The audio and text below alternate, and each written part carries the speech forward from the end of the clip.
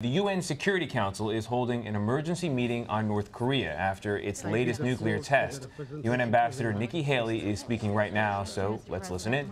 Multiple resolutions expanding sanctions even further, targeting whole sectors of North Korea's economy. Finally, this year, the Council got even more serious. First, we adopted Resolution 2356, designating high-ranking North Korean government officials and the military Strategic Rocket Forces Command for individual sanctions.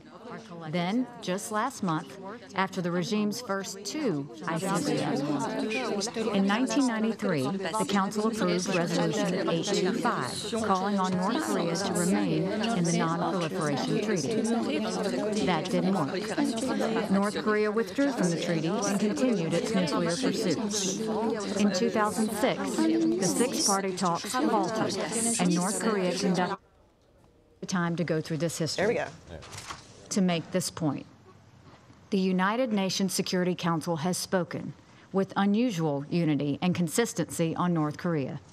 That's a good thing. Along the way, there have been problems with implementation, and the Council has at times been too slow and too weak. But this is not a situation in which we have allowed divisions among us to stop any action. Still, here we are. Despite our efforts over the past 24 years, the North Korean nuclear program is more advanced and more dangerous than ever. They now fire missiles over Japanese airspace. They now have ICBM capabilities. They now claim to have tested a hydrogen bomb. And just this morning, there are reports that the regime is preparing for yet another ICBM launch. To the members of the Security Council, I must say, enough is enough. We have taken an incremental approach, and despite the best of intentions, it has not worked. Members of this council will no doubt urge negotiations and a return to talks. But as I've just outlined, we have engaged in numerous direct and multilateral talks with the North Korean regime, and time after time, they have not worked. The time for half measures in the Security Council is over. The time has come to exhaust all of our diplomatic means before it's too late. We must now adopt the strongest possible measures. Kim Jong-un's action cannot be seen as defensive. He wants to be acknowledged as a nuclear power. But being a nuclear power is not about using those terrible weapons to threaten others. Nuclear powers understand their responsibilities. Kim Jong-un shows no such understanding. His abusive use of missiles and his nuclear threats show that he is begging for war. War is never something the United States wants.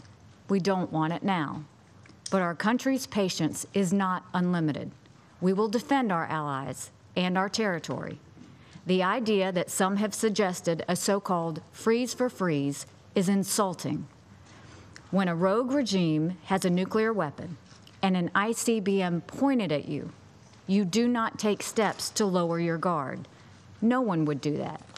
We certainly won't. The time has come to exhaust all diplomatic means to end this crisis, and that means quickly enacting the strongest possible measures here in the UN Security Council. Only the strongest sanctions will enable us to resolve this problem through diplomacy. We have kicked the can down the road long enough. There is no more road left. This crisis goes well beyond the UN. The United States will look at every country that does business with North Korea as a country, and the United States will look at every country that does business with North Korea as a country that is giving aid to their reckless and dangerous nuclear intentions. And what we do on North Korea will have a real impact on how other outlaw nations who seek nuclear weapons choose to conduct themselves in the future. The stakes could not be higher. The urgency is now. 24 years of half measures and failed talks is enough. Thank you.